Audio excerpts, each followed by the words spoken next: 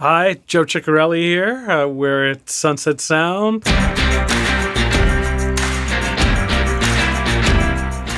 This is my personal overdub mixing room where I usually track over at Sunset in Studio One. That's my home for tracking. And I bring all my projects over here and we do vocals, guitars, and mix. I've done so many projects here from Jason Mraz and Young the Giant and My Morning Jacket, and just it's been my home for the last 10 years. I started recording in the days of analog tape, and in the 80s it was really, really important that you get all your sounds while you're tracking, on the tracking date, that basically you're trying to achieve your final mix. You're trying to make it sound like a record. You're trying to make it sound like something you hear on the radio while you're tracking, while the band is out there. Now, obviously, in days of digital and workstations, workflow has changed. It's not all about that one moment. I still track with that final goal of a finished record in mind. That's how my tracking dates go. I commit to the sounds, I process everything, try to really get it to sound finished there right on the date. But my overdubbing process and mixing process probably changed a little bit. In the analog days, you basically had all your overdubs and you were trying to compile a record that sounded close to finish. But then when you got into mixing, you were really polishing it all up. You were completing the record. But now in workstations, I find that my mixing process happens immediately after I do my tracking, meaning that I'm inserting plugins, I'm tweaking sounds, I'm adding effects.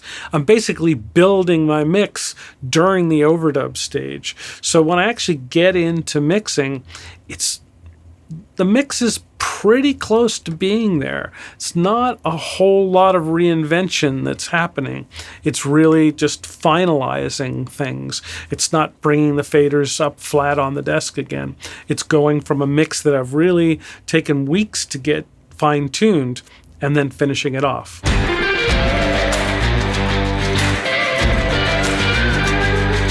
My choice is really based on what I'm going for.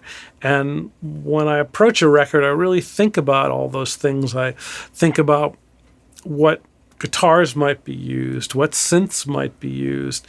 And I think about microphones, and I think about how I want to mic the drum kit. Is it 15 mics or is it 4 mics? Or is it a lot of condensers or a lot of ribbons? I think about that stuff even before I walk into the studio. I sort of built up a mental library of how different mics sounded. And I know the difference between a 414 and an 87 and a 251 and a 49 and everything else. You sort of catalog those sounds in your brain. And I've been fortunate when I started at Cherokee Studios in Los Angeles. They had everything from C24s to M49s to C37s. They had everything in that closet. And here at Sunset Sound, it's the same thing. There's classic C12s, there's half a dozen 251s, a half a dozen U47s. So I'm a little spoiled here. But I do know how everything has its individual stamp that it puts on a sound.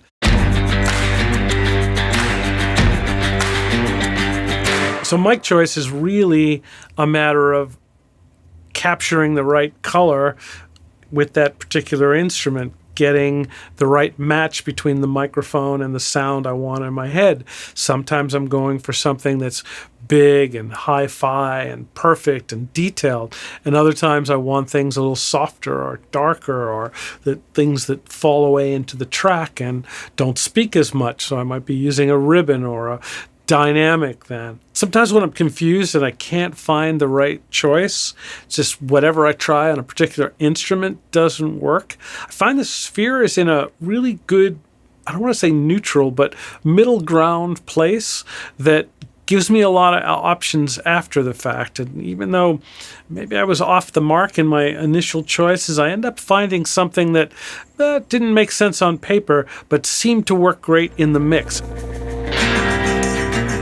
a lot of what's great about having the plug-in is that it becomes like an EQ or compressor. It's a mixing tool. You know, I really find that now I can slot sounds in the mix. Before, maybe I'd get something that was huge, great sounding, but didn't quite sit well in the mix, so I'd find I'd be, chopping off low end or squishing it, or now I can just go change a model, and I'm kind of doing the same with less plugins, less DSP power even.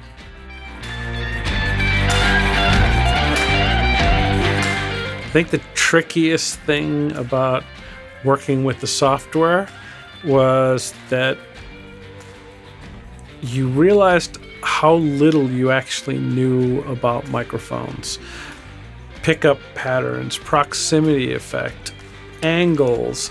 I really have learned so much since I've used the software. It's quite revealing.